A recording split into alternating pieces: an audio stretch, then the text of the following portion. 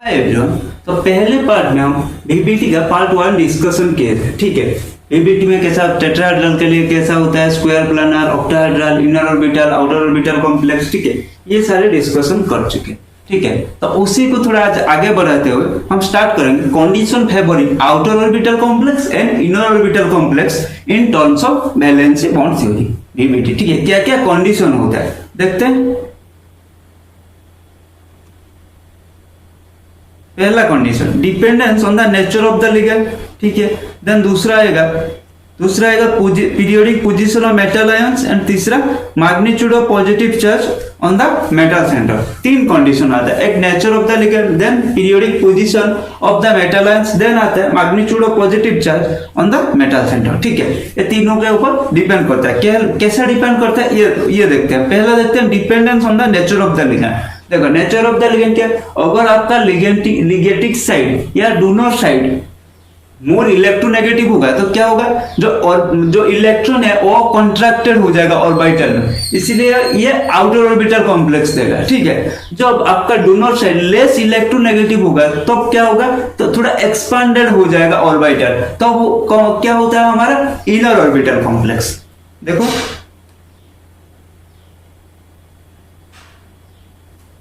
if strongly electronegative element like fluorine and oxygen act like ligatic side या donor side, outer orbital complex are favored।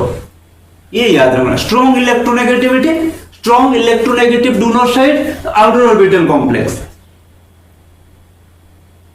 Such electronegative donor side concentrate the bonding electron। ठीक है, वो concentrate करके क्या करता है, contracted हमारा हो जाता है, हमारा orbital contracted हो जाता है। ठीक है, In other words, the bonding orbital of such electronegative donor side remain contracted। मैंने ये पहले ही बता दिया। ठीक है,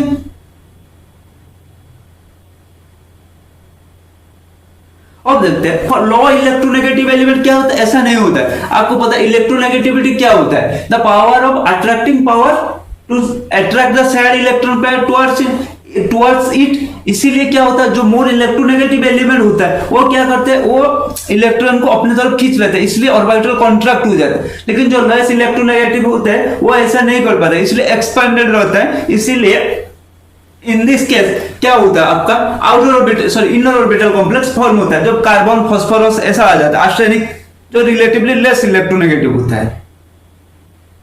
हो गया ये। Give inner orbital complex the lower d orbital, that is n-1 d orbital having a relatively smaller radial extension in space are still efficient for effective overlapping। ठीक है, then देखते हैं dependence on the periodic position of metal center।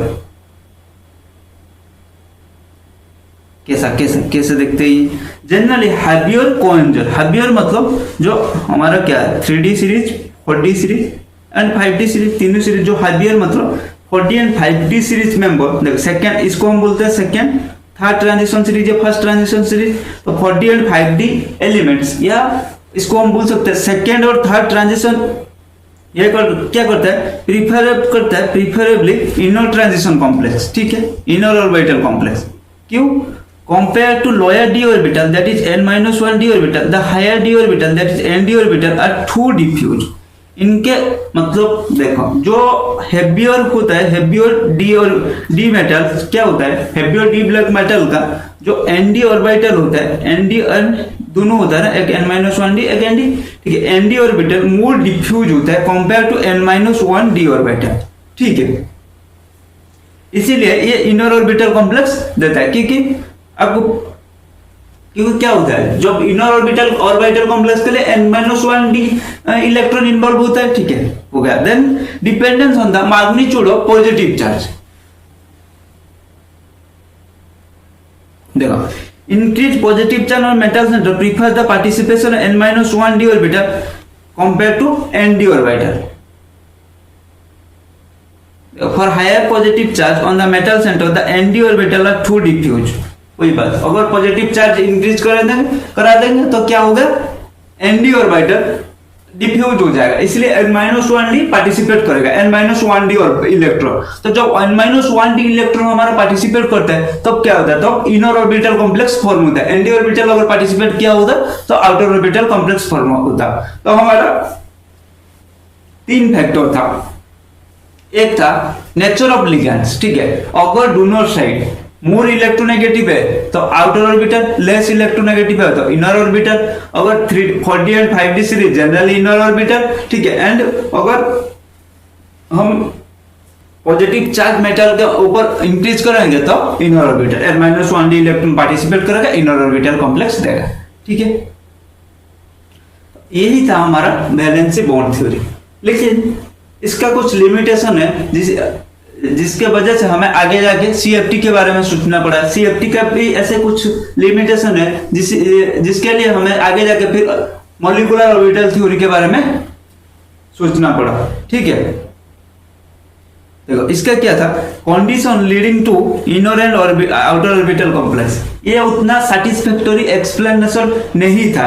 जो हमारा condition दिया वो inner and outer orbital के लिए, ये इतना सेटिस्फैक्टरी नहीं था या अच्छे से डिस्क्राइब नहीं किया। No prediction regarding preference geometry of the complex, ये ज्योमेट्री के बारे में भी कुछ नहीं बताया। Then no explanation for the characteristic colour के बारे में भी ये कुछ नहीं बताया। No explanation for distortion of CO2 complex, CO2 complex, copper 2 complex क्यों हमारा डिस्टोर्शन होता है उसके बारे में भी कुछ एक्सप्लेनेशन इसी ने नहीं दिया है, ठीक है। तो इसीलिए हमें यहां से हमें सेटिस्फैक्टरी कुछ रिजल्ट नहीं मिला, ठीक है। तो इसीलिए हमें आगे सोचना पड़ा और हम सोचे CFT के बारे में, जो क्रिस्टल फील्ड थ्योरी जो कुछ हद तक ये सारे प्रॉपर्टीज को दे दिया था, ठीक है, एक्सप्लेन कर दिया था। लेकिन उसका भी कुछ लिमिटेशन रह गया जिसके चलते हमें मॉलिक्यूलर ऑर्बिटल थ्योरी को जाना पड़ा। चलो अब चलते हैं क्रिस्टल फील्ड थ्योरी के और मूव करते हैं। क्रिस्टल फील्ड थ्योरी किसने प्रपोज किया था? 1929 में बेथे। ये कैसे किया है? देखो हर एक थ्योरी का एक कुछ जो साइंटिस्ट देता है, ये थ्योरी कुछ एज्यूम करके देता है, ठीक है, वो कुछ एजम्पशन देता है। इसने क्या किया, बेथे ने क्या किया था, बेथे बाबा ने ये किया था, वो बोले लिगैंड जो electrostatic interaction between metal and ligand to explain the colour magnetic property of crystalline solid metals, ठीक है। तो इन्होंने क्या जो लिगैंड और मेटल का इंटरेक्शन वो प्योरली इलेक्ट्रोस्टैटिक बता के एज्यूम करके इन्होंने कलर वगैरह प्रॉपर्टीज को एक्सप्लेन किया। इसको थोड़ा 1935 में वैन ब्लैक ने मॉडिफाई कर दिया, magnetic property of transition metal complex को एक्सप्लेन करने के लिए थोड़ा सा मॉडिफाई कर दिया, ठीक है। तो बेसिक पोस्टुलेट देख लेते। पहला पोस्टुलेट था ligand as the point like charge. क्या था ये देख लेते हैं। In CFT model the approaching ligands are considered as a point like negative charge, ठीक है, that may be negative charge on the ligand और negative end of the ligand dipole, ठीक है। इन्होंने क्या किया, पहला पोस्टुलेट ये दिया ligand as a point charge. जो अप्रोचिंग लिगैंड होता है इनको हम पॉइंट लाइक नेगेटिव चार्ज या पॉइंट लाइक नेगेटिव डाइपोल के रूप कंसीडर किया, ठीक है। देन क्या ionic ligands are regarded as point charge and neutral ligand are regarded as point dipole. जिसमें चार्ज होता है उसको हम पॉइंट चार्ज लेंगे, जिसमें चार्ज नहीं होता है उसको हम लेंगे point dipole. If ligand is neutral molecule the negative end of dipole is directed towards the metal centre, ठीक है।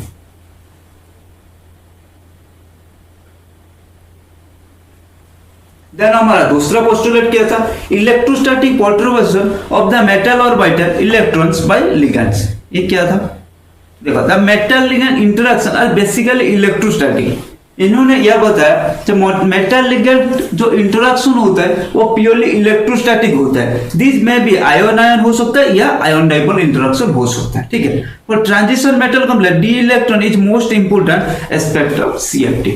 इन्होंने यही बताया जो ट्रांजिशन मेटल कॉम्प्लेक्स होता है डी ऑर्बिटल मोस्ट इंपोर्टेंट होता है, और जो लिगैंड और मेटल का इंटरेक्शन होता है वो प्योरली इलेक्ट्रोस्टैटिक होता है। आइदर ये आयन आयन इंटरेक्शन हो सकता है या आयन डाइपोल इंटरेक्शन हो सकता है।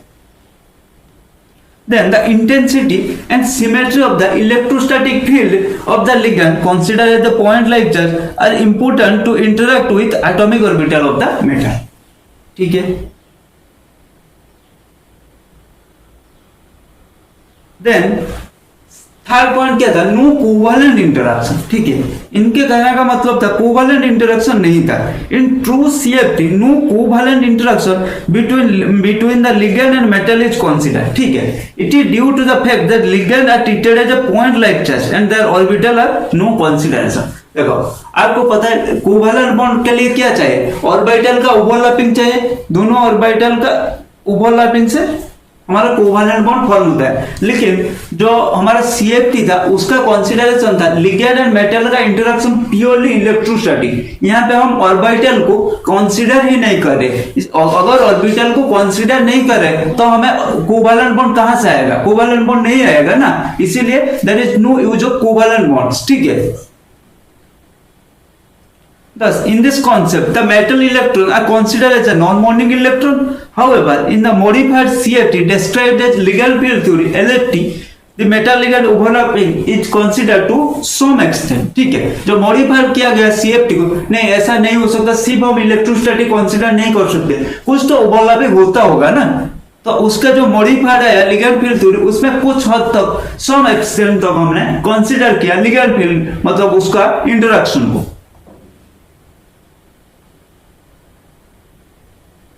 Then the 5d orbital in the free metal ion are degenerate. ये इनका सबसे मतलब ये जो हमारा एग्जाम में काम में आता है, ये उनका सबसे इंपॉर्टेंट प्रॉपर्टी है. When complex is formed, the electrostatic field of ligand destroy the degeneracy of the d orbital. Degeneration मतलब क्या? सेम एनर्जी लगो. जो एक फ्री मेटल में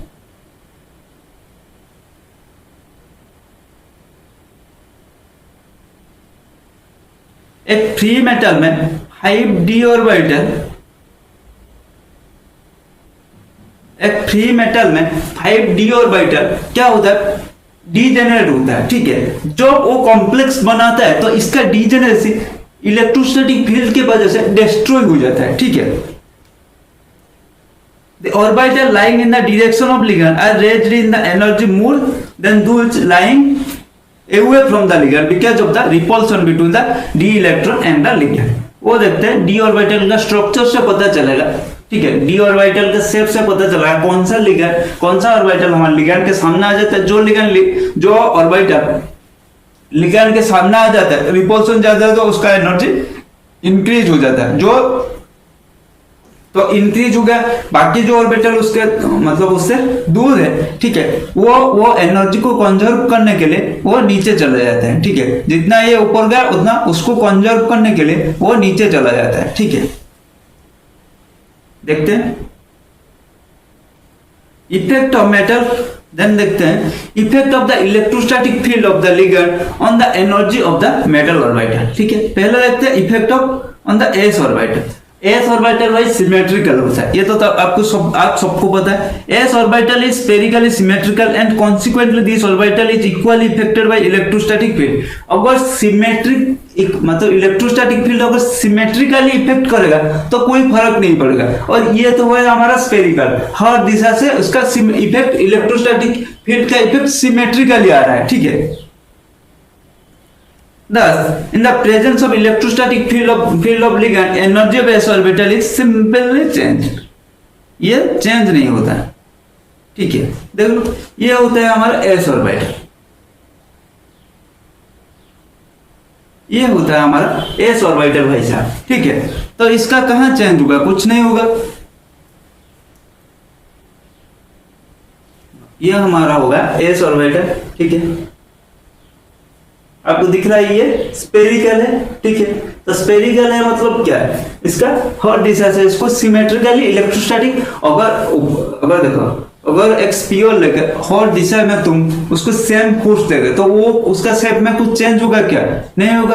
अगर वही स्फीयर को तुम एक साइड से ज्यादा प्रेशर दोगे, दूसरे साइड में कुछ नहीं करोगे. ठीक है, तो क्या होगा? जो साइड में अब तुम ज्यादा प्रेशर दोगे वो क्या हो? वो उसका शेप बिगड़ जाएगा. ठीक है, वो अब स्फीयर नहीं रहेगा थोड़ा. ठीक है, अगर सेम फोर्स और दिशा से आ रहा है तो उसका शेप में कोई चेंज नहीं होगा। ठीक है,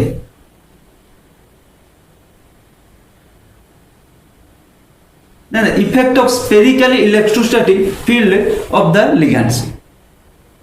When the electrostatic field is spherically symmetrical, that metal अगर symmetrical है तो क्या होगा, the metal p d f set orbital are simply changed in energy, but the degeneracy in each set of orbital is retained as in the case of free metal। ठीक है, energy में थोड़ा बहुत change हो सकता है लेकिन degeneracy lost नहीं होगा अगर हम स्पेरिकली सिमेट्रिकल इलेक्ट्रोस्टैटिक फील्ड देंगे। ठीक है, thus the 3p orbital or 5d orbital or 7f orbital remain degenerate in the presence of spherically symmetrical ligand field, only their energy are affected depending on the intensity of field। मान लो यहाँ energy यहाँ था free metal का, ठीक है, तो अगर spherical ये थोड़ा ऊपर जा सकता है, ठीक है, मतलब ये ऐसा जा सकता है लेकिन इसका डीजेनरेसी लॉस्ट नहीं होगा। फ्री मेटल में जैसे ही इसका ये डीजेनरेट था यहाँ भी वो डीजेनरेट रहेगा, इसका डीजेनरेसी लॉस्ट नहीं होगा। ठीक है, जैसे जब हम सिमेट्रिकल मतलब spherically symmetrical electrostatic field provide करेंगे, अगर अनसिमेट्रिकली इलेक्ट्रोस्टैटिक फील्ड हम प्रोवाइड किया तभी आएगा उसका डीजेनरेसी लॉस्ट होने का बाद। देखो पहला ये था D orbital metal ion and ligand and infinite separation. ठीक है, then lowering of energy due to electrostatic attraction between cationic charge।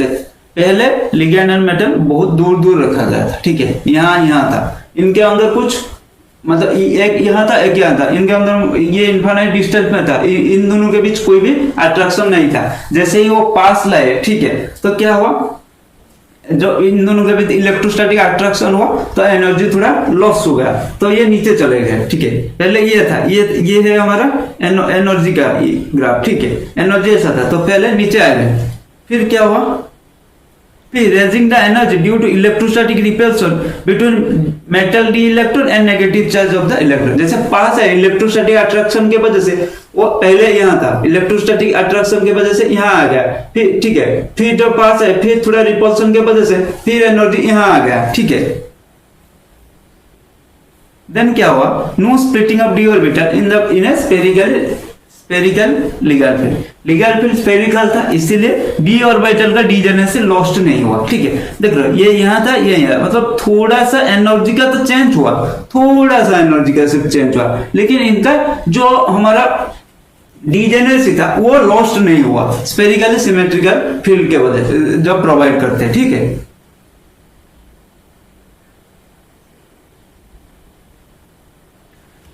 अब आता है जब हम अनसिमेट्रिकल इलेक्ट्रोस्टैटिक फील्ड देंगे तो क्या होगा। ये तो था स्पेरिकली सिमेट्रिकल इलेक्ट्रोस्टैटिक फील्ड जो प्रोवाइड किया। ठीक है, तो क्या, because of the directional character S का कुछ इफेक्ट नहीं पड़ेगा। ठीक है, ये सिमेट्रिकल है, ठीक है, इसका कुछ डायरेक्शनल कैरेक्टर नहीं है। ठीक है, but s p and d क्या होता है, ये डायरेक्शनल कैरेक्टर होता है, इसीलिए they are no longer degenerate in presence of unsymmetrical field of the ligand. The nature of loss of degeneracy of the metal depends on the both the symmetry and the ligand field। ठीक है, देखते हैं, इसके लिए हमें जो D orbital का shape है उसको पहले समझना होगा। वो तो जाएंगे, पहले देखो शेप ऑफ डी ऑर्बिटल, एक d x y d y z d z x, two types. देखो डी ऑर्बिटल का टोटल कितना 5 होता है, d x y d y z d z x d z square d x square minus y square, ये होता है। इसको हम इजी लेते हैं, इसको हम T2G ऑक्टाहेड्रल के लिए। ठीक है,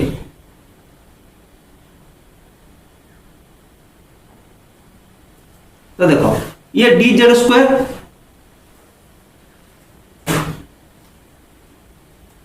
ये D z square and d x square, ये क्या होता है, ये देखो the four lobes each orbital are concentrated between the respective coordinate axis। Example, 4 lobes of dxy orbital are concentrated in xy plane। ये एक्सिस में नहीं रहता है, between the axis। लेकिन यह क्या होता है, यह d x square are projected along x and y direction in xy plane. d z square orbital bears two equivalent loops along with plus minus 1 z direction concentric loops around the nucleus. ठीक है, तो ये दोनों हो गया हमारा axis के ऊपर रहता है, ये हमारा प्लेन में रहता है. देख लो, ये directed between the axis d x y d y d x y d z x d y z, ये हमारा एक्सिस मतलब ये डायरेक्टेड बिटवीन द एक्सिस. देख रहे हो, इसे देख लो. ठीक है,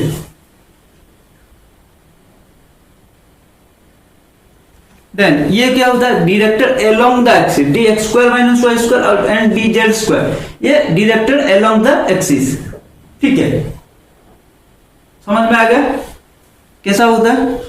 तो ये बात सोचो, जब लिगेंड अप्रोच करेगा, अगर वो एक्सिस में अप्रोच करेगा तो क्या होगा, जो ऑर्बिटल एक्सिस में है अलोंग द एक्सिस, वो ज्यादा मतलब वो सामने बढ़ेगा. ऐसा वो आ रहा है, ये इसके सामने जो ऑर्बिटल मतलब वो एक्सिस में हमें अप्रोच कर रहा है. ठीक है, तो एक्सिस में जो ऑर्बिटल एक्सिस में डायरेक्टेड है d x square minus y square and d z square, वो ज्यादा वो सामने आ जाएंगे. जैसे ही वो सामने आएंगे क्या होगा, रिपल्सन ज्यादा होगा. अगर रिपल्सन ज्यादा होगा और उसका एनर्जी इंक्रीज हो जाएगा. इसीलिए डी जेड स्क्वायर मतलब ऑक्टाहेड्रल में क्या होता है, d z square minus d z square and d x square minus y square का एनर्जी थोड़ा ऊपर चला जाता है, इजी सेट का थोड़ा ऊपर चला जाता है एंड T2G का थोड़ा नीचे आ जाता है.